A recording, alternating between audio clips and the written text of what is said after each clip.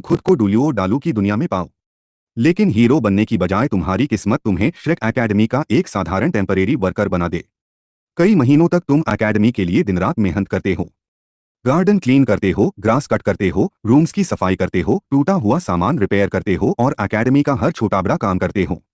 लेकिन जब सैलरी देने की बारी आती है तो प्रिंसिपल फ्लैंडर तुम्हें नौकरी से निकाल देता है और एक भी गोल्ड सोल कॉइन देने से साफ मना कर देता है।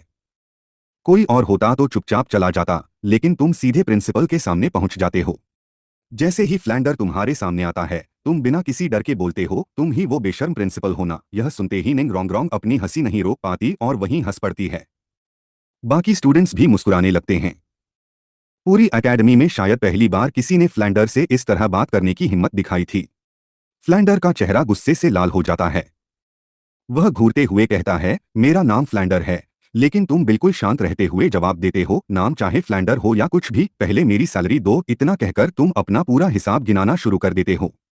गार्डन क्लीन किया, ग्रास कट की, रूम्स की सफाई की, टूटी हुई कुर्सियां और सामान रिपेयर किया, एकेडमी का मेंटेनेंस किया। Total bill 10 gold soul coins.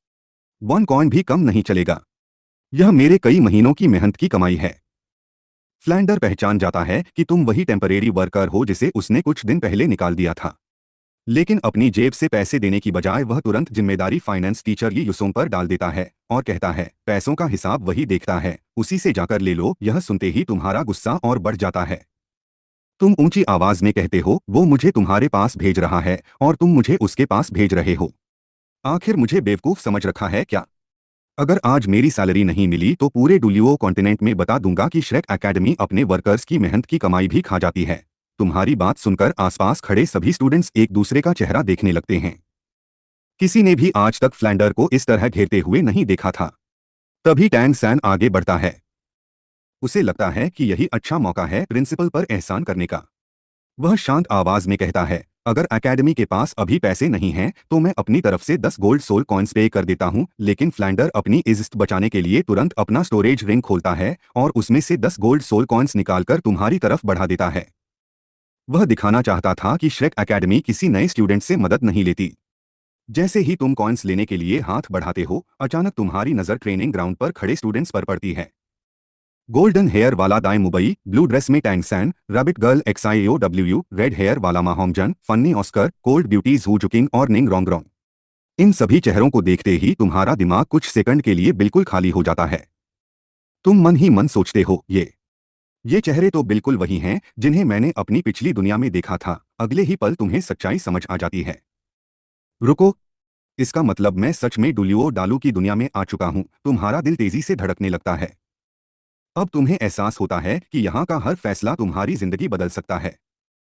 तभी टैंग सैन हैरानी से पूछता है, क्या तुम मुझे जानते हो? तुम हल्की मुस्कान के साथ जवाब देते हो, जानता हूँ। और शायद तुम जितना खुद को नहीं जानते उससे भी ज्यादा जानता हूँ। यह सुनते ही टैंग सैन का चेहरा बदल जाता है। उसकी आंखों में डेंजरस किलिंग इंटेंट साफ दिखाई देने लगता है। उसे पहली बार एहसास होता है कि सामने खड़ा इंसान कोई साधारण व्यक्ति नहीं है। तभी XIAOW गुस्से में आगे बढ़ती है और चिल्लाकर कहती है, मेरे ब्रदर के बारे में एक शब्द भी गलत कहा तो मैं तुम्हारी हड्डियां तोड़ दूंगी। वह अटैक करने ही वाली होती है, लेकिन टैंग सैन उसका हाथ पकड़कर रोक देता है। फिर वह उसके कान में धीरे से कुछ विस्पर करता है। XIAOW पहले हैरान होती है, फिर धीरे धीरे शांत होकर पीछे हट जाती है। अब पूरे ट्रेनिंग ग्राउंड में सन्नाटा छा चुका था। सभी स्टूडेंट्स सांस रोककर यह दृश्य देख रहे थे। टैंग सैन तुम्हारी तरफ देखकर हल्की मुस्कान देता है, लेकिन उसकी मुस्कान के पीछे एक खतरनाक इरादा छिपा हुआ था। वह धीरे धीरे तुम्हारे पास आता है और कहता है, अगर तुम्हें लगता है कि मैं हिपोक्रेट हूं, अगर तुम्हें लगता है कि मैं डबल स्टैंडर्ड फॉलो करता हूं, तो सबके सामने प्रूफ दो। टेल मी, मैंने ऐसा क्या किया है? उसकी बात खत्म होते ही पूरे मैदान में खामोशी छा जाती है। सभी की नजरें अब सिर्फ तुम्हारे ऊपर थीं। किसी को अंदाजा नहीं था कि अगले कुछ मिनटों में जो होने वाला है वह श्रेक एकेडमी का इतिहास बदल देगा। और तुम भी मुस्कुराते हुए उसकी आंखों में आंखें डालकर जवाब देने की तैयारी करने लगते हो।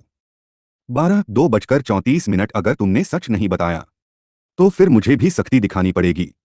तांग सान को पूरा यकीन था कि उसके रीबर्थ का राज, उसकी फेक टैलेंट और उसकी असली पहचान उसके अपने पिता तांग हाओ तक नहीं जानते। वह खुद को हमेशा विक्टिम की तरह दिखाता था, जैसे युआन लांग ही उस पर झूठे आरोप लगा रहा हो। इतना ही नहीं, वह हर बार अपनी बातों से लोगों की सिंपैथी भी जीत लेता था।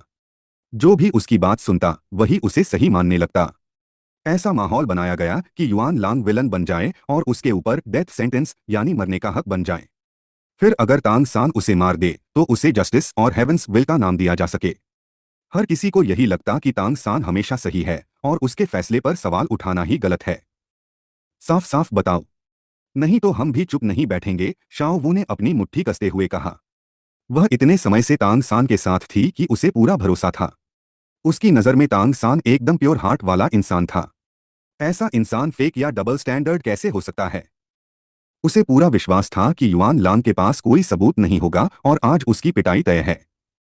लेकिन युआन लांग के चेहरे का कॉन्फिडेंस देखकर उसके मन में भी एक पल के लिए हल्का सा डाउट पैदा हुआ। ऑस्कर भी सिर हिलाते हुए बोला, ऐसी बातें बिना प्रूफ के नहीं कही जाती। अगर तांग सान सच में हिपोक्रेट है तो सबूत दिखाओ। मा होंगजुन, जो कल की घटना से अभी भी तांग सान से थोड़ा नाराज था, तुरंत बोला, हाँ जल्दी बोलो, उसने आखिर ऐसा क्या किया?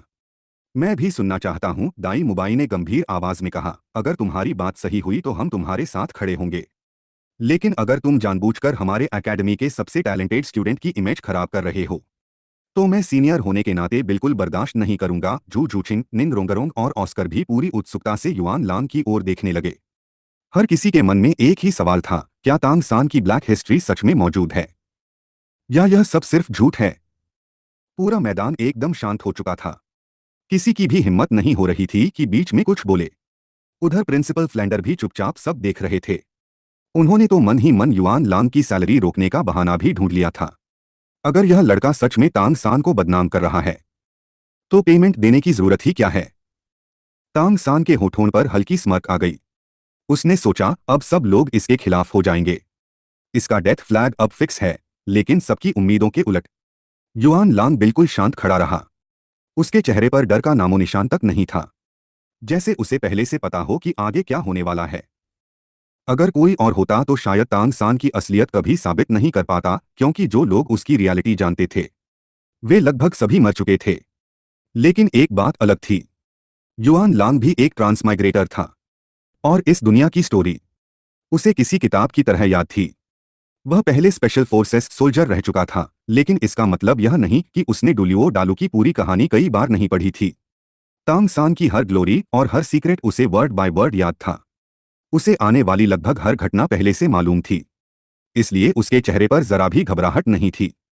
युआन लांग मुस्कुराया और बोला, ठीक है, सबसे पहला सवाल, क्या तुमने कभी किसी इंसान को मारा है? यह सवाल सुनते ही पूरा माहौल फ्रीज हो गया। क्या किलिंग? सभी लोग शौक में एक कदम पीछे हट गए। तांग सान तो अभी सिर्फ 12 साल का है। उसने किसी को कैसे मार दिया होगा? दाई मुबाई और जू जूछिंग ज्यादा हैरान नहीं हुए। आखिर वे स्टार लो एम्पायर की रॉयल फैमिली से थे, जहां पावर स्ट्रगल में लोगों का मरना आम बात थी।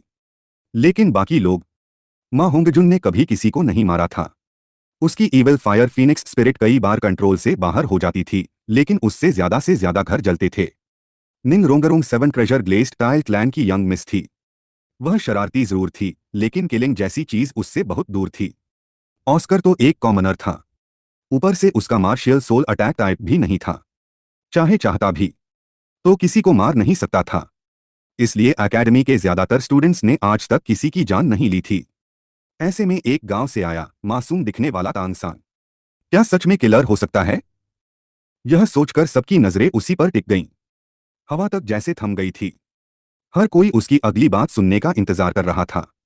यहां तक कि फ्लेंडर की आंखें भी सिकुड़ गईं।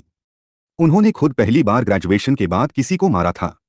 अगर तांग सान इतनी छोटी उम्र में किलिंग कर चुका है तो यह लड़का साधारण बिल्कुल नहीं है। शाओ वू भी पहली बार तांग सान को अलग नजरों से देखने लगी। उसके मन में भी हल्का सा डाउट पैदा हुआ, लेकिन उसने अभी भी तांग सान पर भरोसा नहीं छोड़ा। तांग सान ने बिना घबराए शांत आवाज में जवाब दिया, हाँ, मैंने लोगों को मारा है। तो क्या हुआ? इस दुनिया में स्ट्रेंथ ही सब कुछ है। किलिंग कोई बड़ी बात नहीं, और मैं गारंटी देता हूं, जिन लोगों को मैंने मारा उन सभी के पास मरने की पूरी वजह थी। They all deserved death. यह जवाब सुनकर पूरे मैदान में फिर से सन्नाटा छा गया। किसी को उम्मीद नहीं थी कि तांग सान इतनी आसानी से यह बात स्वीकार कर लेगा। लेकिन युआन लांग के चेहरे पर हल्की सी मुस्कान और गहरी हो गई। उसे पता था कि असली खेल अब शुरू होगा। अब वह ऐसे सवाल पूछेगा जिनसे तांग सान खुद अपनी बनाई हुई महान छवि को अपने ही शब्दों से तोड़ देगा, और वहीं मौजूद सभी लोग पहली बार उसकी असली सच्चाई देखने वाले थे। 3:05 आज के समय में किसी का लोगों को मारना कोई नई बात नहीं है। सिर्फ इस वजह से तुम तांग सान को फेक और डबल स्टैंडर्ड कैसे कह सकते हो? दाई मुबाई आगे बढ़ते हुए बोला। मैंने भी लोगों को मारा है, लेकिन इससे यह साबित नहीं होता कि किसी का कैरेक्टर खराब है। वह आगे बोला, मैं स्टार लुओ एम्पायर का प्रिंस हूँ। मेरे हाथ भी कई लोगों के खून से रंगे हैं। बैटलफील्ड में दुश्मन पर दया दिखाना अपने ही लिए मौत बुलाने जैसा होता है। इसलिए किलिंग से किसी इंसान की पर्सनालिटी जज नहीं की जा सकती। शाओ वो भी तुरंत तांग सान के पक्ष में खड़ी हो गई। हाँ, लिटिल सैन ने खुद कहा है कि जिन लोगों को उसने मारा वे सभी डिजर्व्ड डेथ थे। उसने सिर्फ जस्टिस किया है, इसमें गलत क्या है? वह तांग सान पर पूरा भरोसा करती थी। उसे यकीन था कि तांग सान कभी किसी बेगुनाह को नुकसान नहीं पहुंचा सकता। लेकिन युआन लांग हल्का सा मुस्कुराया और शांत आवाज में बोला, अच्छा, तो मुझे एक पुरानी घटना याद आ गई। जब तुम पहली बार नॉटिंग सोल मास्टर एकेडमी पहुंचे थे, वहां के गेटकीपर ने सिर्फ तुम्हारी पहचान पर शक किया था। उसने केवल अपना काम किया था। लेकिन उसी समय तुमने अपना हिडन क्रॉसबो निकाल लिया था और उसे मारने की कोशिश की थी।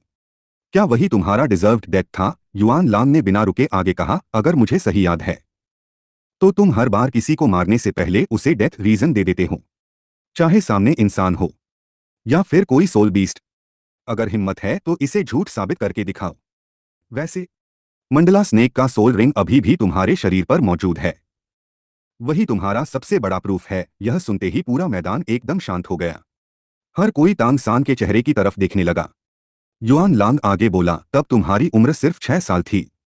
गेटकीपर ने केवल तुम्हारे गांव पर शक किया था और थोड़ी सख्त भाषा में बात की थी। बस इतनी सी बात पर तुम उसे मारना चाहते थे। क्या यही तुम्हारा जस्टिस है? सबसे फनी बात तो यह है कि तुम सिर्फ इंसानों को ही नहीं, सोल बीस्ट्स को भी डिजर्व्ड डेथ घोषित कर देते हो।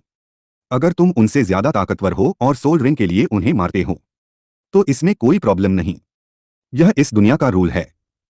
लेकिन तुम अपनी हर एक्शन को सही बताते हो। तुम जिसे चाहो मार दो, वह जस्टिस।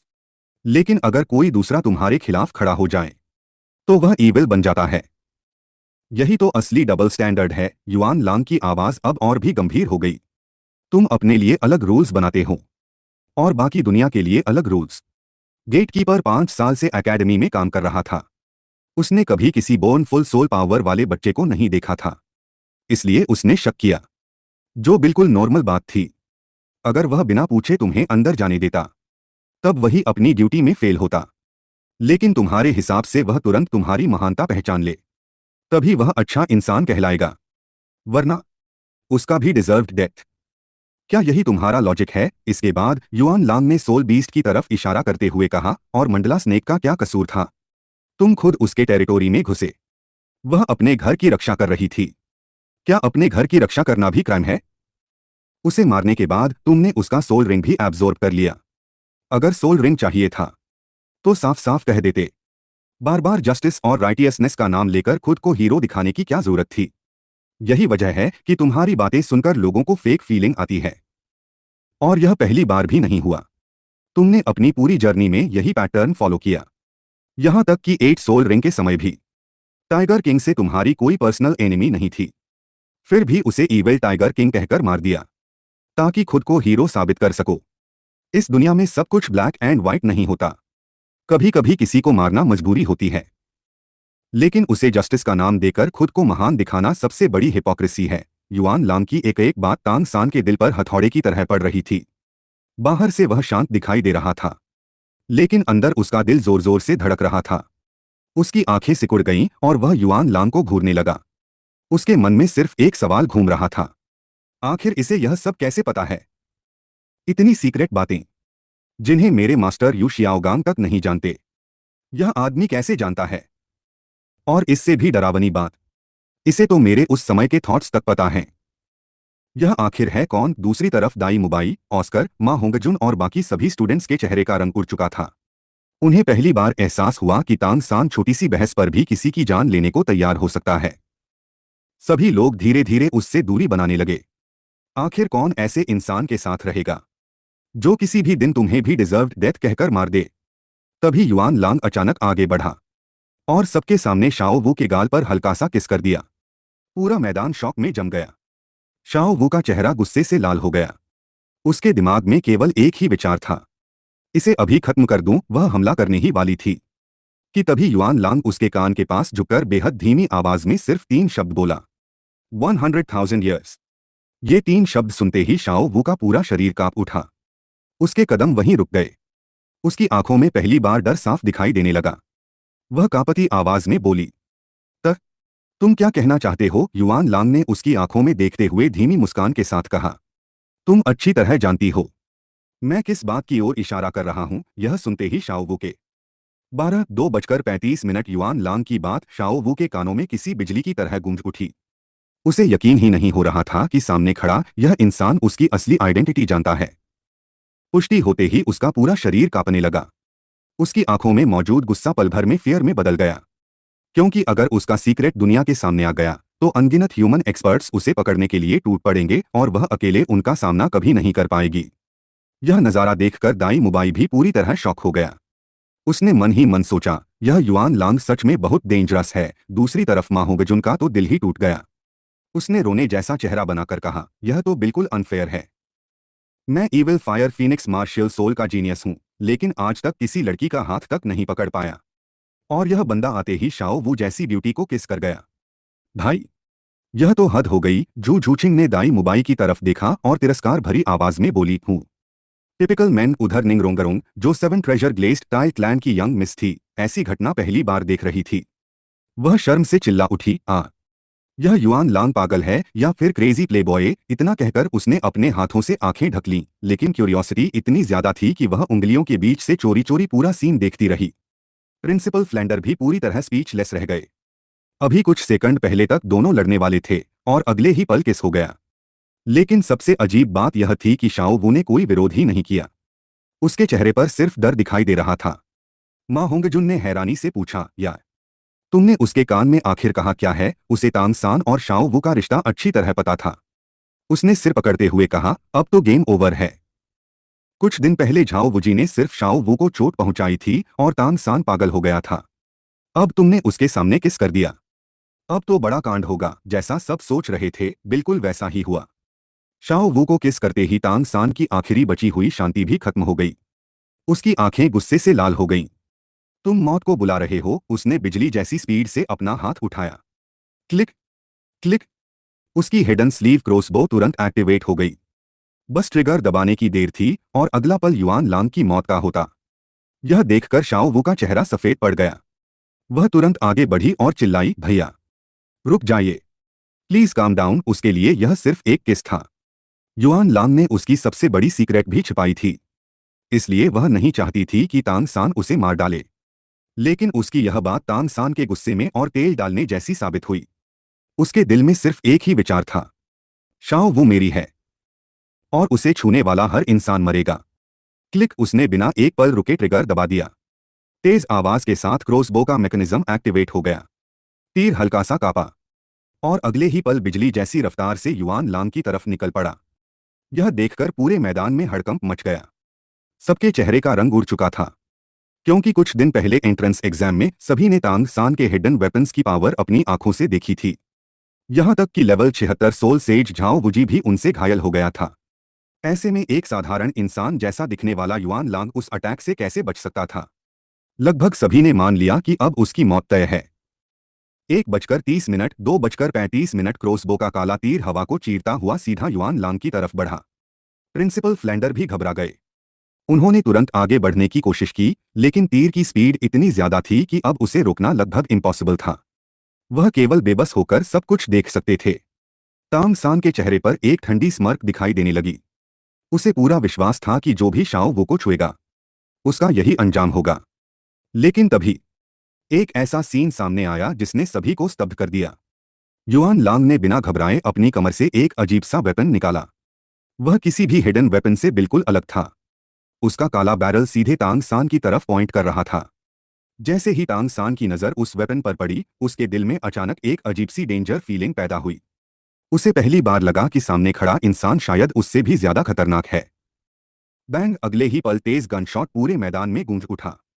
जिस तीर को कोई रोक नहीं सकता था, उसे उड़ती हुई बुलेट ने बीच हवा में ही टक्कर मारकर दूर फेंक दिया। लेकिन बात यहीं खत्म नहीं हुई। बुलेट अपनी स्पीड खोए बिना सीधे तांग सान की बाह में जा लगी। आह! तांग सान दर्द से चीख उठा और तुरंत अपनी घायल बाह पकड़कर पीछे हट गया। अब सबकी नजर युआन लांग के हाथ में मौजूद उस अनोखे वेपन पर थी। उसके बैरल से हल्का हल्का धुआं निकल रहा था। सभी समझ चुके थे कि अभी अभी इसी रहस्यमयी गन ने तांग सान के हिडन वेपन को नष्ट किया था। अगर तांग सान ने समय रहते अपनी एक्सयूएन वायु बॉडी टेक्निक का इस्तेमाल न किया होता तो शायद उसकी पूरी बाह वहीं उड़ जाती। फिर भी वह बुरी तरह घायल हो चुका था। मां होंगजुन की आंखें फटी रह गईं। वह हकलाते हुए बोला, न, नहीं, यह कैसे हो सकता है? 29th rank peak soul master Tang San घायल हो गया। ऑस्कर, दाई मुबाई, निंग रोंगरोंग और यहां तक कि प्रिंसिपल फ्लेंडर भी शॉक में खड़े रह गए। किसी ने भी सपने में नहीं सोचा था कि तांग सान का हिडन वेपन किसी अज्ञात गन के सामने इतना बेबस साबित होगा। 3:03 युआन लांग के हाथ में मौजूद उस अजीब सी गन को देखकर शाओ वू की खूबसूरत आंखें आश्चर्य से फैल गईं। उसने तांग सान के लगभग सभी हिडन वेपन्स देखे थे, लेकिन यह वेपन उसने पहले कभी नहीं देखा था। वह समझ ही नहीं पा रही थी कि आखिर यह किस तरह का रहस्यमयी हथियार है। दूसरी तरफ तांग सान पूरी तरह स्तब्ध रह गया। उसकी आंखें अविश्वास से फैल गईं। उसके दिमाग में जैसे बिजली गिर पड़ी हो। उसने कांपती आवाज में कहा, न, नहीं, यह इम्पॉसिबल है। इस दुनिया में ऐसा कोई हिडन वेपन नहीं हो सकता जो मेरे टैंक सेक्ट के वेपन्स से ज्यादा पावरफुल हो। वर्षों से जिस टैंक सेक्ट टेक्निक पर उसे सबसे ज्यादा गर्व था, आज वही उसके सामने पूरी तरह फीकी पड़ गई थी। उसकी वर्षों पुरानी फेथ एक ही पल में टूटने लगी। युआन लांग ने उसकी तरफ देखते हुए ठंडी मुस्कान के साथ कहा, हूँ, यह सिर्फ तुम्हारी छोटी सोच है। दुनिया तुम्हारी कल्पना से कहीं बड़ी है। ऐसे वेपन्स बहुत हैं जिनके सामने तुम्हारे हिडन वेपन्स कुछ भी नहीं हैं। उधर शाओ वो तुरंत तांग सान के पास दौड़ी और घबराकर बोली, भैया, आप ठीक तो हैं? लेकिन तांग सान जैसे उसकी बात सुन ही नहीं रहा था। उसकी आंखों में केवल अविश्वास और गुस्सा था। उसकी मानसिक स्थिति पूरी तरह हिल चुकी थी। वह बिना जवाब दिए अपनी हिडन क्रॉसबो को उतारने लगा और बार बार उसी रहस्यमयी गन को घूरता रहा। अब मैदान में मौजूद हर व्यक्ति की नजर युआन लांग पर टिक चुकी थी। सभी के मन में सिर्फ एक सवाल था, आखिर यह वेपन है क्या? युआन लांग ने बिना कोई राज छिपाए शांत आवाज में कहा, इसका नाम है 92 ऑटोमेटिक पिस्टल। यह मॉडर्न आर्मी का स्टैंडर्ड वेपन है। इसकी इफेक्टिव रेंज लगभग 50 मीटर है और यह स्टील प्लेट तक को आसानी से पेनिट्रेट कर सकती है। यह सुनते ही तांग सान फिर से शॉक में चला गया। उसने मन ही मन सोचा, 92, क्या इसका मतलब ऐसे वेपन्स के और भी कई वर्जन्स मौजूद हैं? दाई मुबाई की रीढ़ में सिहरन दौड़ गई। उसने धीरे से कहा, स्टैंडर्ड वेपन यानी हर सोल्जर के पास ऐसी गन होती है। अगर सच में ऐसा है तो ऑर्डिनरी सोल्जर्स भी सोल मास्टर्स के लिए बड़ा खतरा बन सकते हैं। ऑस्कर ने घबराकर लार निगली और बोला, अगर एक आम इंसान भी इसे लेकर 30 लेवल तक के सोल मास्टर को हरा सकता है तो यह तो पूरी दुनिया का बैलेंस ही बदल देगा। निंग रोंगरों की आंखें उत्साह से चमक उठीं। उसने मन ही मन सोचा, अगर 7 ट्रेजर ग्लेज्ड टाइल क्लैन के हर डिसाइपल के पास ऐसी गन हो जाए तो हमारे क्लैन की सबसे बड़ी वीकनेस हमेशा के लिए खत्म हो जाएगी। यहां तक कि प्रिंसिपल फ्लेंडर की नजर भी बदल चुकी थी। वह मन ही मन खुश था कि उसने जल्दबाजी में युआन लांग को एकेडमी से नहीं निकाला। तभी युआन लांग ने सभी की तरफ देखते हुए शांत आवाज में कहा, अब आप लोग खुद फैसला कीजिए। मैंने सिर्फ शाओ वू को किस किया, जबकि तांग सान ने मुझे मारने की कोशिश की। अगर दोनों बातों की तुलना करें तो ज्यादा बड़ा क्राइम किसने किया? लेकिन तांग सान की नजर में मैं सबसे बड़ा विलन हूं और मुझे मारना जस्टिस है। क्या यही डबल स्टैंडर्ड नहीं है? यह सुनकर दाई मुबाई सबसे पहले चुप हो गया। उसने सिर हिलाते हुए कहा, सच कहूं, अब मुझे भी कुछ गड़बड़ लग रही है। झू झूचिंग ने तांग सान की तरफ घृणा से देखा और बोली, ऊपर से बड़ी बड़ी बातें, लेकिन पीछे से हिडन वेपन से स्नीक अटैक। कितना हिपोक्रेट इंसान है। निंग रोंगरों भी हैरान रह गई। मैंने कभी नहीं सोचा था कि इतना शांत दिखने वाला इंसान अंदर से इतना अलग होगा। ऑस्कर ने राहत की सांस ली। अच्छा हुआ युआन लांग ने आज सबके सामने इसका असली चेहरा दिखा दिया, नहीं तो पता नहीं किसी दिन मैं भी इसका शिकार बन जाता। फ्लेंडर भी मन ही मन सिर हिलाने लगा। उसे पहली बार लगा कि शायद मास्टर वायु जियाओगैंग ने सच में तांग सान को पहचानने में गलती कर दी। यह देखकर कि लगभग सभी लोग अब उसके खिलाफ हो चुके हैं, तांग सान घबरा गया। उसने जल्दी से सफाई देते हुए कहा, नहीं, ऐसा नहीं है। तुम लोग गलत समझ रहे हो। मेरा कोई डबल स्टैंडर्ड नहीं है। यह सब इसकी चाल है। इसने जानबूझकर शाओ वू का इस्तेमाल किया ताकि मुझे गुस्सा आए। शाओ वो मेरी छोटी बहन है। अगर कोई मेरी बहन का अपमान करेगा तो बड़े भाई होने के नाते उसे सजा देना मेरा अधिकार है। तांग सान की बात सुनकर कुछ लोग फिर सोच में पड़ गए। उन्हें लगा कि शायद एक बड़े भाई का गुस्सा होना स्वाभाविक है। फ्लेंडर के चेहरे पर हल्की मुस्कान आ गई। उसने सोचा, कमाल है, इतनी मुश्किल स्थिति में भी इसने अपने लिए रीजन ढूंढ लिया। ऑस्कर पूरी तरह कंफ्यूज हो चुका था। वह कभी युआन लांग को देखता तो कभी तांग सान को। आखिर सही कौन है? दाई मुबाई भी गहरी सोच में पड़ गया। मामला फिर से उलझ चुका था।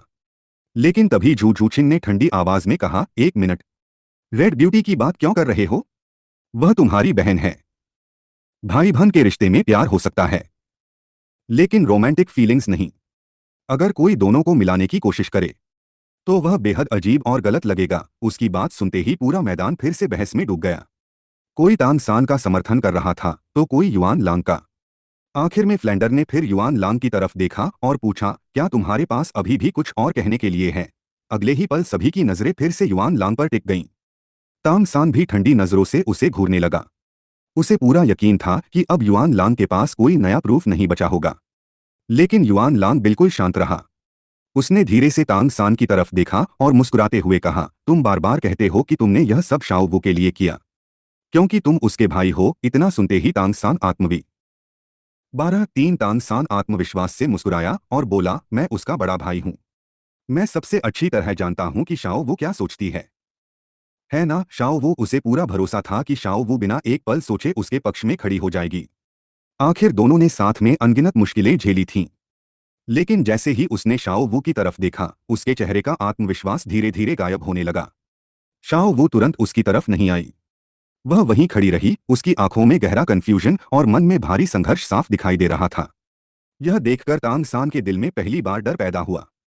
उसने कभी सोचा भी नहीं था कि शाओ वू किसी दिन उसके खिलाफ खड़ी होने के बारे में भी सोच सकती है। उसके लिए शाओ वू सिर्फ एक बहन नहीं बल्कि उसकी पूरी दुनिया थी। घबराकर उसने भावुक आवाज में कहा, शाओ वू, क्या हुआ? क्या मैंने कुछ गलत कहा? मैं हमेशा तुम्हारी रक्षा करता आया हूं। अगर जरूरत पड़ी तो तुम्हारे लिए अपनी जान भी दे दूंगा। मैं पूरी जिंदगी तुम्हें प्रोटेक्ट करूंगा। क्या तुम्हें मुझ पर भरोसा नहीं है? क्या तुम मुझे पसंद नहीं करती? तांग सान की आंखों में सच्ची भावनाएं देखकर शाओ वू का दिल पिघलने लगा। चाहे दुनिया कुछ भी कहे, वह जानती थी कि तांग सान ने हमेशा उसका ख्याल रखा है। उसका मन धीरे धीरे उसकी तरफ झुकने लगा और उसने लगभग फैसला कर लिया कि वह तांग सान का साथ देगी। लेकिन ठीक उसी पल युआन लांग उसके पास आया और उसके कान में धीरे से बोला, शाओ वू, एक बार सच में सोचो। अगर आज तुम अपनी असली आइडेंटिटी तांग सान को बता दो कि तुम 100,000 ईयर सोल बीस्ट हो, तो क्या वह तब भी तुमसे इतना ही प्यार करेगा? क्या वह पूरी सोल मास्टर वर्ल्ड से लड़ जाएगा? यह सुनते ही शाओ वू के दिमाग में जैसे बिजली गिर गई। उसका शरीर हल्का सा कांप उठा। उसने पहली बार इस सवाल के बारे में गंभीरता से सोचना शुरू किया। अगर उसकी पहचान सच में सबके सामने आ गई तो क्या तांग सान सचमुच पूरी दुनिया का दुश्मन बन जाएगा? जवाब उसके दिल में पहले से मौजूद था। ऐसा होना लगभग इम्पॉसिबल था। कुछ पल की खामोशी के बाद शाओ वू ने सिर झुका लिया और धीमी आवाज में बोली, भैया, बस कीजिए। अब और झगड़ा मत बढ़ाइए।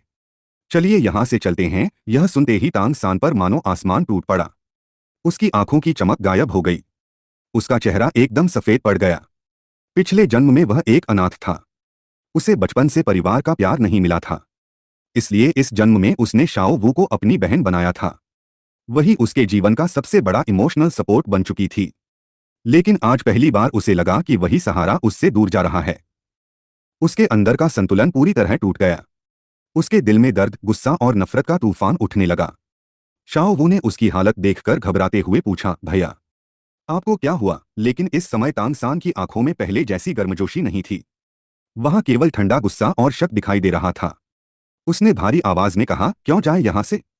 गलती तो उसकी है, फिर हम क्यों पीछे हटें? अगले ही पल उसने शाओ वू की आंखों में देखते हुए पूछा, सच बताओ, क्या तुम उसे पसंद करने लगी हो? यह सवाल सुनते ही शाओ वू पूरी तरह चौंक गई।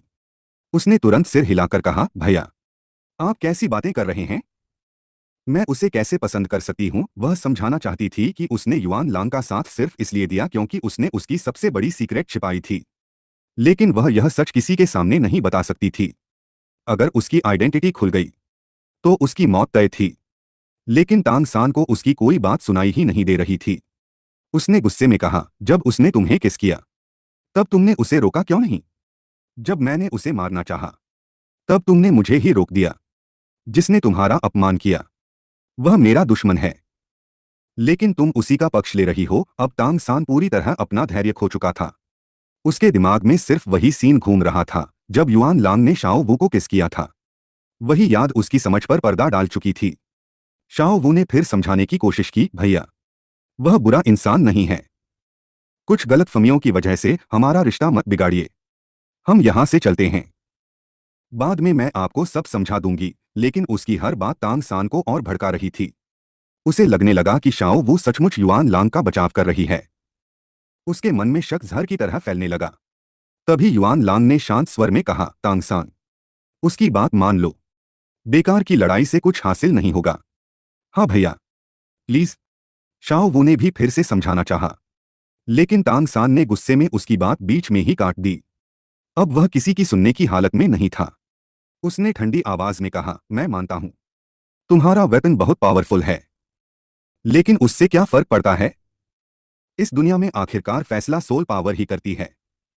मैं Tang San, 29th rank grand soul master, तुम्हें ड्यूअल के लिए चैलेंज देता हूं। अगर हिम्मत है तो अपना मार्शियल सोल दिखाओ। इतना कहकर उसने शाओ वू को पीछे कर दिया और एक कदम आगे बढ़ा। अगले ही पल उसके शरीर से ब्लू सिल्वर ग्रास चारों तरफ फैलने लगी। जमीन से अनगिनत बेलें निकलकर उसके चारों ओर घूमने लगीं और मजबूत डिफेंस बना लिया। तुरंत उसका पहला येलो सोल रिंग चमक उठा। यह लगभग 400 year mandala snake soul ring था। उसके बाद दूसरा येलो सोल रिंग भी दिखाई दिया। यह लगभग 800 year parasitic ghost vine soul ring था। दोनों सोल रिंग्स को देखकर मा होंगजुन और दाई मुबाई हैरानी से चिल्ला उठे। दोनों ही एक्सट्रीम लेवल सोल रिंग्स। बाकी सभी लोग भी शौक में सांस रोककर देखने लगे। प्रिंसिपल फ्लैंडर ने भी मन ही मन सिर हिलाया। उसे पहली बार लगा कि तांग सर 3:03 तांग सान ने एक पल भी देर नहीं की। उसने तुरंत अपनी एक्सयूएनटियान टेक्निक को पूरी ताकत से एक्टिवेट कर दिया। अगले ही पल उसकी दोनों हथेलियां चमकते हुए व्हाइट जेड जैसी दिखाई देने लगीं। यही टैंग सेक्ट की प्रसिद्ध सीक्रेट टेक्निक एक्सयूएन जेड हैंड थी। लेकिन इतना करने के बाद भी उसे संतोष नहीं हुआ। उसने अपनी कमर पर बंधे सोल टूल को खोला और उसमें से कई पॉइजन स्टील नीडल्स निकालकर उंगलियों के बीच दबा लीं। साफ था कि अब वह युआन लांग को अपनी जिंदगी का सबसे बड़ा अपोनेंट मान चुका था। यह देखकर मा होंगजुन ने धीरे से दाई मुबाई से पूछा, दाई भाई, तुम्हारे हिसाब से इस फाइट में कौन जीतेगा? दाई मुबाई ने गंभीर नजरों से दोनों को देखते हुए कहा, कहना मुश्किल है। मुझे लगता है युआन लांग ने अभी तक अपनी असली ताकत दिखाई ही नहीं है। तांग सान के चेहरे पर जितनी सीरियस एक्सप्रेशन है उतनी तो मेरे साथ लड़ते समय भी नहीं थी। हो सकता है युआन लांग की स्ट्रेंथ मुझसे भी ज्यादा हो। यह सुनकर बाकी सभी लोग भी चुप हो गए। पूरे मैदान में एक अजीब सा टेंशन फैल गया। सभी की निगाहें अब सिर्फ युआन लांग पर टिकी थीं। युआन लांग ने शांत स्वर में पूछा, तो तुम सच में मुझे चैलेंज देना चाहते हो? तांग सान ने बिना झिझक जवाब दिया, हाँ। अपने सम्मान की रक्षा के लिए और उस इंसान की सुरक्षा के लिए जिससे मैं सबसे ज्यादा प्यार करता हूं। आज की यह लड़ाई सिर्फ जीत हार तय नहीं करेगी, बल्कि जरूरत पड़ी तो लाइफ और डेथ भी तय करेगी। उसकी बात सुनकर कई लोग भावुक हो गए। उसके चेहरे पर अपने प्यार के लिए सब कुछ दांव पर लगाने वाला भाव साफ दिखाई दे रहा था। यहां तक कि प्रिंसिपल फ्लैंडर भी कुछ पल के लिए उसकी बातों से प्रभावित हो गए। तांग सान ने अपना बायां हाथ आगे बढ़ाया। अगले ही पल उसके हाथ में विशाल क्लियर स्काई हैमर प्रकट हो गया। साफ था कि वह शुरुआत से ही अपनी पूरी ताकत लगाने वाला था। पूरा मैदान एकदम शांत हो गया। सभी लोग बेसब्री से युआन लांग का मार्शियल सोल देखने का इंतजार करने लगे। लेकिन तभी युआन लांग ने बिल्कुल अप्रत्याशित जवाब दिया। उसने ठंडी आवाज में कहा, मार्शियल सोल दिखाओ। तांग सान ने गुस्से से कहा, हाँ, अगर हिम्मत है तो अपना मार्शियल सोल और सोल रिंग्स दिखाओ। तभी युआन लांग ने उसकी तरफ उंगली दिखाते हुए जोर से कहा, दिखाओ तुम्हारी। अगर मेरा मार्शियल सोल अवेकन ही हुआ होता तो क्या मैं यहाँ खड़ा होकर तुम्हारी बकवास सुन रहा होता? यह सुनते ही पूरा मैदान कुछ सेकंड के लिए बिल्कुल शांत हो गया। सभी लोग हैरानी से युआन लांग को देखने लगे। क्या इसका मार्शियल सोल अभी तक अवेकन ही नहीं हुआ? किसी ने अविश्वास से कहा। 14-15 साल की उम्र और अभी तक अवेकनिंग नहीं। अगले ही पल माहौल पूरी तरह बदल गया। लोगों को समझ आ गया कि तांग सान एक ऑर्डिनरी पर्सन को ड्यूअल के लिए चैलेंज दे रहा था। दाई मुबाई ने भौहें चढ़ाते हुए कहा, तो इसका मतलब तांग सान एक ग्रैंड सोल मास्टर होकर एक नॉर्मल इंसान से लड़ना चाहता था। मा होंगजुन ने नाक सिकोड़ते हुए कहा, यह तो बहुत घटिया हरकत है। झू झूछिन ने ठंडी नजरों से तांग सान को देखा। ऊपर से बड़ी बड़ी बातें, और सामने एक बिना मार्शियल सोल वाले इंसान को चैलेंज। कितना शेमफुल है। निंग रोंगरोंग ने भी निराश होकर सिर हिलाया। अब समझ में आया, यह बार बार जस्टिस की बातें क्यों करता है। पूरा मैदान एक ही पल में तांग सान के खिलाफ हो गया। सभी लोग उसे घृणा भरी नजरों से देखने लगे। प्रिंसिपल फ्लैंडर ने भी गहरी सांस लेते हुए कहा, अफसोस, इतनी शानदार टैलेंट होने के बावजूद कैरेक्टर इतना कमजोर निकला। लगता है मास्टर वायु जियाओगैंग इस बार सच में किसी इंसान को पहचानने में गलती कर बैठे। चारों तरफ से आलोचना सुनकर तांग सान का चेहरा काला पड़ गया। उसने उम्मीद भरी नजरों से दाई मुबाई की तरफ देखा। उसे लगा कि कम से कम दाई मुबाई उसका साथ देगा। लेकिन दाई मुबाई तुरंत बोला, मुझे मत देखो, मेरा तुमसे कोई लेना देना नहीं है। इतना कहकर उसने जानबूझकर आसमान की तरफ देखने लगा। तांग सान का दिल और बैठ गया। फिर उसने जू जूचिंग और निंग रोंगरों की तरफ देखा। उसने सोचा कि एडमिशन के समय उसने उनकी मदद की थी, इसलिए शायद वे उसका सपोर्ट करेंगी। लेकिन दोनों ने उसकी तरफ देखा तक नहीं। जू जूचिंग ने निंग रोंगरोंग से मुस्कुराकर कहा, रोंगरोंग, आज दोपहर लंच में क्या खाएंगे। निंग रोंगरोंग बोली, आते समय मैंने शहर में नई नूडल शॉप देखी थी, वहां का बीफ नूडल्स काफी फेमस है, चलो वहीं चलते हैं। दोनों ने जानबूझकर तांग सान को पूरी तरह इग्नोर कर दिया। अब उसके पास आखिरी उम्मीद प्रिंसिपल फ्लैंडर थे। आखिर वे उसके मास्टर के सबसे अच्छे दोस्त थे। लेकिन फ्लैंडर ने भी ठंडी आवाज में कहा, तुम कैसे इंसान हो, यह अब सबके सामने आ चुका है। अगर मुझे तंगहाओं का डर न होता तो मैं तुम्हें बहुत पहले ही श्रेक एकेडमी से निकाल चुका होता। यह सुनते ही तांग सान का दिल पूरी तरह टूट गया। उसने महसूस किया कि अब पूरा एकेडमी उसके खिलाफ हो चुका है। आखिर में उसने उम्मीद भरी नजरों से शाओ वू की तरफ देखा। उसके मन में बस एक ही विश्वास बचा था, चाहे पूरी दुनिया उसका साथ छोड़ दे, लेकिन शाओ वू कभी उसका साथ नहीं छोड़ेगी। मगर इस बार भी किस्मत ने उसका साथ नहीं दिया, क्योंकि बार बार समझाने के बाद भी तांग सान एक साधारण इंसान को चैलेंज देने पर अड़ा हुआ था। यह देखकर शाओ वू के दिल में उसकी बनाई हुई हीरो वाली इमेज पूरी तरह टूट चुकी थी। जैसे ही तांग सान उसकी तरफ बढ़ा, शाओ वू ने अनजाने में एक कदम पीछे हटाया। उसने अपने दोनों हाथों से मुंह ढक लिया। उसकी आंखों में पहली बार तांग सान के लिए डर और अजनबीपन साफ दिखाई दे रहा था। उसे विश्वास ही नहीं हो रहा था कि जिस इंसान को 12-3 शाओ वू की आंखों में डर और दूरी देखकर तांग सान का दिल पूरी तरह टूट गया। उसे कभी उम्मीद नहीं थी कि एक दिन वही लड़की जिस पर वह सबसे ज्यादा भरोसा करता था, उससे इस तरह दूर खड़ी होगी। उसके सीने में ऐसा दर्द उठा कि सांस लेना भी मुश्किल लगने लगा। उसने कुछ कहने के लिए मुंह खोला, लेकिन फिर चुप हो गया, क्योंकि वह समझ चुका था कि अब चाहे जितनी सफाई दे दे, कोई उसकी बात मानने वाला नहीं है। उसके अंदर जमा हुआ सारा दर्द, गुस्सा और अपमान धीरे धीरे एक ही दिशा में मुड़ने लगा। और उस दिशा में खड़ा था युआन लांग। अचानक तांग सान ने सिर उठाया। उसकी आंखों में भयानक क्रोध जल रहा था। उसने दांत भींचते हुए युआन लांग को घूरा। ऐसा लग रहा था जैसे अगले ही पल उस पर टूट पड़ेगा। लेकिन युआन लांग ने केवल कंधे उचकाए और बेबस चेहरे के साथ कहा, अरे भाई, मैंने तो पहले ही कहा था कि शाओ वू को लेकर यहां से चले जाओ। लेकिन नहीं, तुम्हें तो मुझसे लड़ना ही था। अब जो हुआ उसके लिए मुझे क्यों दोष दे रहे हो। यह बात सुनकर तांग सान का गुस्सा और भड़क गया। चुप रहो, वह दहाड़ते हुए बोला। युआन लांग, यह सब तुम्हारी वजह से हुआ है। अगर तुम यहां नहीं आते तो मेरी बदनामी नहीं होती। अगर तुम नहीं होते तो सब लोग मुझसे दूर नहीं जाते। और अगर तुम नहीं होते तो शाओ वू भी मुझसे नाराज नहीं होती। उसके लिए अब हर समस्या की जड़ केवल एक ही इंसान था। उसके मन में एक पागलपन भरा विचार जन्म ले चुका था, अगर मैं इसे खत्म कर दूं तो शायद सब पहले जैसा हो जाएगा। लेकिन तभी शाओ वू आगे बढ़ी और गुस्से में बोली, बस करो तांग सान। उसकी आवाज पहली बार इतनी कठोर थी। तुम एक साधारण इंसान को चैलेंज देते हो, फिर अपनी गलती भी नहीं मानते, और अब सारी जिम्मेदारी भी उसी पर डाल रहे हो। आखिर कब तक ऐसा करोगे। इतना कहकर वह सीधे युआन लांग के सामने खड़ी हो गई। यह देखकर सभी लोग हैरान रह गए, क्योंकि अब वह खुले तौर पर युआन लांग का पक्ष ले रही थी। तांग सान के लिए यह किसी नाइटमेयर से कम नहीं था। सबसे बड़ा झटका उसे तब लगा जब शाओ वू ने उसे भैया कहने के बजाय सीधे तांग सान कहा। यह सुनते ही ऐसा लगा जैसे किसी ने उसके दिल में हजारों तीर एक साथ घोंप दिए हों। उसका चेहरा सफेद पड़ गया। अगले ही पल उसके मुंह से खून की एक धार निकल गई। उफ, वह लड़खड़ाकर पीछे हट गया। शाओ वू भी घबरा गई। चाहे वह नाराज थी, लेकिन उसकी चिंता अभी भी करती थी। वह जल्दी से आगे बढ़ी और बोली, तांग सान, तुम ठीक तो हो। लेकिन तांग सान ने उसका हाथ झटक दिया। दूर रहो, वह चीखा। मुझे तुम्हारी हमदर्दी नहीं चाहिए। यह सुनकर शाओ वू भी आहत हो गई। उसके चेहरे का आखिरी नरम भाव भी गायब हो गया। उसने ठंडी आवाज में कहा, तुम सच में बदल चुके हो। अब उसके मन में तांग san के लिए जो सम्मान बचा था वह भी खत्म होने लगा। दूसरी तरफ तांग san पूरी तरह डार्क मूड में जा चुका था। उसने ठंडी और खतरनाक आवाज में कहा, युआन लांग, चाहे तुम्हारे पास मार्शियल सोल हो या नहीं, आज नहीं तो कल तुम्हारी मौत तय है। अब उसे किसी की परवाह नहीं थी। उसे लगने लगा था कि जब पूरी दुनिया उसे विलन मान ही चुकी है तो फिर वह वैसा बनकर ही दिखाएगा। तभी प्रिंसिपल फ्लेंडर आगे आए और सख्त आवाज में बोले, बस तांग san, अपनी हद में रहो। यह श्रेक एकेडमी है। यहाँ किसी को धमकाने या मारने की इजाजत नहीं है। फ्लेंडर अब तक बहुत कुछ बर्दाश्त कर चुके थे, लेकिन एकेडमी के अंदर मर्डर की धमकी देना उनके लिए स्वीकार नहीं था। तांग san ने उनकी तरफ देखा और ठंडी हंसी हंसा। ठीक है, एकेडमी के अंदर नहीं, उसने युआन लांग को घूरते हुए कहा, लेकिन एकेडमी के बाहर तो कोई नियम नहीं है। उसके शब्दों में छिपी धमकी हर किसी ने साफ महसूस की। वह साफ बता रहा था कि जैसे ही युआन लांग एकेडमी से बाहर निकलेगा वह उसे नहीं छोड़ेगा।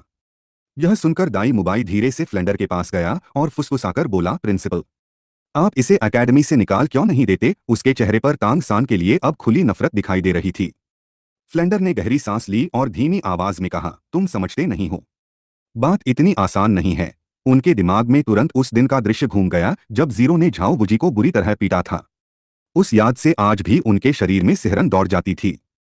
उन्होंने मन ही मन सोचा, मैं भी इसे निकालना चाहता हूं, लेकिन उसके पिता से दुश्मनी लेना आत्महत्या करने जैसा होगा, इसलिए उन्होंने विषय बदल दिया। ठीक है, सब लोग शांत हो जाओ, दोपहर होने वाली है, थोड़ा आराम करो और फिर आफ्टरनून ट्रेनिंग के लिए तैयार रहो। स्टूडेंट्स भी समझ गए कि आज के लिए मामला यहीं खत्म करना होगा। धीरे धीरे सब लोग वहां से हटने लगे। शाओ वू ने जाते जाते एक बार फिर तांग san की तरफ देखा। उसके मन में बहुत कुछ था, लेकिन उसने अपनी सबसे बड़ी सीक्रेट फिर भी नहीं बताई, क्योंकि अब उसे लगने लगा था कि तांग san पहले जैसा इंसान नहीं रहा। वह अब उस पर अपनी जान तक का भरोसा नहीं कर सकती थी। कुछ देर बाद फ्लेंडर ने युआन लांग को अलग बुलाया। उन्होंने पहले उसे 10 गोल्ड सोल कॉइन्स दिए, फिर इधर उधर देखकर चुपके से 10 और कॉइन्स उसकी हथेली में रख दिए। इसके बाद वह उसके करीब आए और धीरे से बोले, बेटा, तुमने गलत कुछ नहीं किया, लेकिन तुमने बहुत खतरनाक इंसान को नाराज कर दिया है। उन्होंने गंभीर स्वर में कहा, मैं कोशिश करूंगा कि तांग san को कुछ समय एकेडमी में रोक कर रखूं, लेकिन तुम जितनी जल्दी हो सके यहां से निकल जाओ, और अगर हो सके तो अपने गांव भी मत लौटना। फ्लेंडर को झाओ वुजी वाली घटना अच्छी तरह याद थी। उन्हें पता था कि कुछ लोगों से टकराने की कीमत बहुत भारी पड़ सकती है। उन्होंने मन ही मन प्रार्थना की कि तंगहाओ अब तक इस इलाके से जा चुका हो। तभी फ्लेंडर ने जोर से आवाज लगाई, तांग 12:03 तभी युआन लांग ने अचानक आवाज लगाई, प्रिंसिपल फ्लेंडर। 1 मिनट। फ्लेंडर हैरानी से पीछे मुड़े। उनके चेहरे पर साफ लिखा था, अरे तुम अभी तक भागे क्यों नहीं। उन्हें समझ नहीं आ रहा था कि जिस इंसान की जान पर खतरा मंडरा रहा है वह यहाँ खड़ा क्या कर रहा है। लेकिन अगले ही पल युआन लांग ने ऐसा काम किया जिसने सभी को चौंका दिया। वह आगे बढ़ा और फ्लेंडर के हाथ में चुपके से दिए गए अतिरिक्त 10 गोल्ड सोल कॉइन्स वापस रख दिए। उसने सम्मान से कहा, प्रिंसिपल, आपकी मदद के लिए थैंक यू, लेकिन मेरे अपने प्रिंसिपल्स हैं। मैं किसी का एक सिक्का भी बिना हक के नहीं लेता। आपने मेहनताना 10 कॉइन्स तय किया था, तो मैं सिर्फ वही लूंगा। फ्लेंडर कुछ पल तक उन कॉइन्स को देखते रहे। उनके चेहरे पर बेबसी भरी मुस्कान आ गई। उन्होंने मन ही मन सोचा, अरे पागल लड़के, यह सिर्फ पैसे नहीं थे, तुम्हारी जान बचाने की कोशिश थी। लेकिन युआन लांग की ईमानदार आंखें देखकर वह कुछ कह भी नहीं पाए। तभी युआन लांग ने फिर विनम्रता से कहा, प्रिंसिपल, क्या आप मेरी एक मदद कर सकते हैं। फ्लेंडर ने पूछा, क्या। युआन लांग बोला, आप एक सोल मास्टर हैं, क्या आप मेरा मार्शियल सोल अवेकन कर सकते हैं। मैं इसके बदले यही 10 गोल्ड सोल कॉइन्स फी के रूप में दे दूंगा। उसकी बात सुनते ही वहां मौजूद हर व्यक्ति रुक गया। जो लोग जा रहे थे वे भी पलटकर उसकी तरफ देखने लगे। पूरे मैदान में सन्नाटा छा गया। क्या, यह अभी तक मार्शियल सोल अवेकन ही नहीं कर पाया। सबके चेहरे पर अविश्वास साफ दिखाई दे रहा था। आमतौर पर मार्शियल सोल सिर्फ 6 साल की उम्र में अवेकन होता था, लेकिन 15 साल की उम्र में पहली बार अवेकनिंग की बात किसी ने कभी नहीं सुनी थी। युआन लांग शांत खड़ा था। उसके लिए भाग जाना सल्यूशन नहीं था। वह जानता था कि फिलहाल श्रेक एकेडमी ही सबसे सुरक्षित जगह है, और अगर भविष्य में तंग हाओ सामने भी आया तो उसके पास अपनी अलग योजना थी। अभी सबसे जरूरी था अपनी स्ट्रेंथ बढ़ाना। फ्लेंडर ने आश्चर्य से पूछा, तुम सच में मार्शियल सोल अवेकन करना चाहते हो। युआन लांग ने गंभीरता से सिर हिलाया। फ्लेंडर कुछ पल तक उसे देखते रहे। उन्हें लगा शायद उन्होंने गलत सुना है। युआन लांग ने थोड़ा घबराकर पूछा, क्या अब मेरी उम्र ज्यादा हो चुकी है? क्या अवेकनिंग नहीं हो सकती? फ्लेंडर ने सिर हिलाया। नहीं, अवेकनिंग तो हो सकती है, लेकिन तुम्हारी उम्र अब 15 साल है। तुम बेस्ट एज से लगभग 9 साल पीछे हो। अगर अब मार्शियल सोल मिला भी, तो बाकी सोल मास्टर्स की बराबरी करना बहुत मुश्किल होगा। यह सुनकर युआन लांग कुछ पल के लिए सोच में पड़ गया। तभी मां होंगजुन ने सिर खुजाते हुए कहा, मुझे एक बात समझ नहीं आ रही। मैं भी गांव से आया हूं, फिर इसे मार्शियल सोल अवेकन करने में इतने साल कैसे लग गए? दाई मुबाई ने गंभीर स्वर में कहा, असल दिक्कत उम्र की है। सोल पावर को ग्रो होने में समय लगता है। 9 साल का गैप बहुत बड़ा होता है। झू झूछिंग ने शांत आवाज में कहा, हो सकता है यह पहले कभी सोल मास्टर बनना ही नहीं चाहता था, या फिर। उसने एक नजर तांग सान पर डाली और बोली, अब इसे अपनी सुरक्षा के लिए ताकत चाहिए। उसकी बात सुनते ही बाकी सभी लोगों को भी बात समझ आ गई। उन्होंने फिर तांग सान की तरफ नाराज नजरों से देखा। मां होंगजुन ने तुरंत आगे बढ़कर युआन लांग के कंधे पर हाथ रखा और बोला, युआन ब्रदर, टेंशन मत लो। जब तक तुम एकेडमी में हो, कोई तुम्हें हाथ भी नहीं लगा सकता। शाओ वो भी मुस्कुराई और अपनी मुट्ठी बांधते हुए बोली, हाँ, मैं भी तुम्हारे साथ हूँ। लेकिन तभी झू झूछिंग की ठंडी आवाज फिर सुनाई दी, तुम लोग एक बात भूल रहे हो। सभी ने उसकी तरफ देखा। उसने शांत भाव से कहा, अगर इसका मार्शियल सोल आज अवेकन भी हो गया, तब भी यह श्रेक एकेडमी में एडमिट नहीं हो सकता, क्योंकि नए सोल मास्टर्स पहले प्राइमरी एकेडमी जाते हैं। श्रेक तो एडवांस्ड एकेडमी है। उसकी बात सुनते ही सब फिर चुप हो गए। कुछ पल पहले जो उम्मीद जगी थी, वह फिर कमजोर पड़ गई। लेकिन मां होंगजुन ने तुरंत कहा, मुझे रूल्स से फर्क नहीं पड़ता। जिसने भी युआन लांग को परेशान किया, पहले उसे मुझसे निपटना होगा। बाकी स्टूडेंट्स ने भी उसका समर्थन किया। पहली बार इतने कम समय में सब लोग एक ही इंसान के लिए एकजुट हो गए थे। तभी निंग रोंगरोंग मुस्कुराते हुए बोली, वैसे तुम लोगों को एक फनी सीन नहीं दिख रहा? सबने हैरानी से उसकी तरफ देखा। वह हंसते हुए बोली, सोचो, 15 साल का युआन लांग छोटे छोटे बच्चों के साथ पहली क्लास में बैठकर मार्शियल सोल थ्योरी पढ़ रहा होगा। यह सुनते ही पूरे मैदान में हंसी गूंज उठी। कुछ देर पहले का भारी माहौल हल्का हो गया। फ्लेंडर भी हल्का सा मुस्कुरा दिए, लेकिन अगले ही पल उन्होंने मन ही मन गहरी सांस ली। अफसोस, इतना अच्छा लड़का, लेकिन उसने जिस इंसान को नाराज किया है, उसका पिता तंगहाव है। यह सोचकर उनके चेहरे पर फिर चिंता लौट आई। युआन लांग ने दृढ़ आवाज में कहा, प्रिंसिपल, चाहे देर हो गई हो, लेकिन मैं कोशिश करना चाहता हूं। कृपया मेरा मार्शियल सोल अवेकन कर दीजिए। फ्लेंडर ने उसकी आंखों में देखा और आखिरकार सिर हिला दिया। ठीक है, अगर तुमने फैसला कर लिया है, तो मैं तुम्हारी मदद करूंगा। युआन लांग के चेहरे पर हल्की मुस्कान आ गई। आखिरकार उसकी नई जर्नी शुरू होने वाली थी। लेकिन फ्लेंडर ने तुरंत कहा, इतनी जल्दी खुश मत हो। अवेकनिंग सेरेमनी के लिए अवेकनिंग स्टोन्स चाहिए। हमारे एकेडमी में कई सालों से उनका इस्तेमाल नहीं हुआ। तुम पहले टीचर ली युसोंग के पास जाओ और देखो कि उनके पास अभी भी स्टोन्स बचे हैं या नहीं।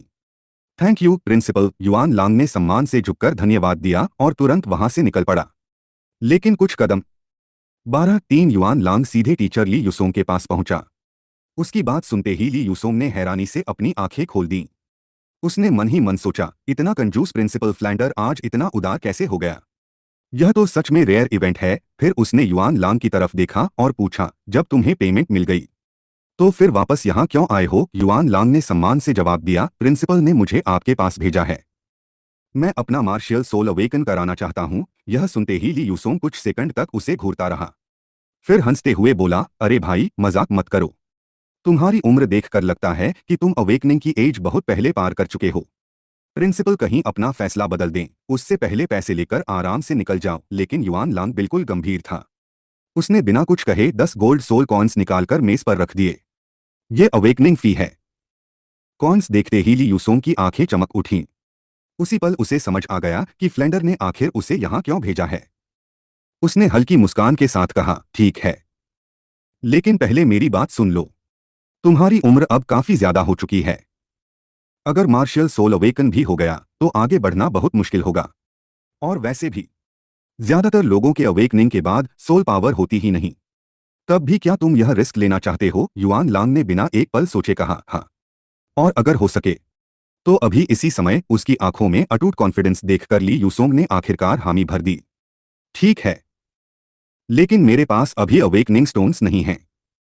मुझे शहर जाकर लाने होंगे। तब तक तुम्हें इंतजार करना पड़ेगा। इतना कहकर वह कॉइन्स उठाकर एकेडमी से बाहर चला गया।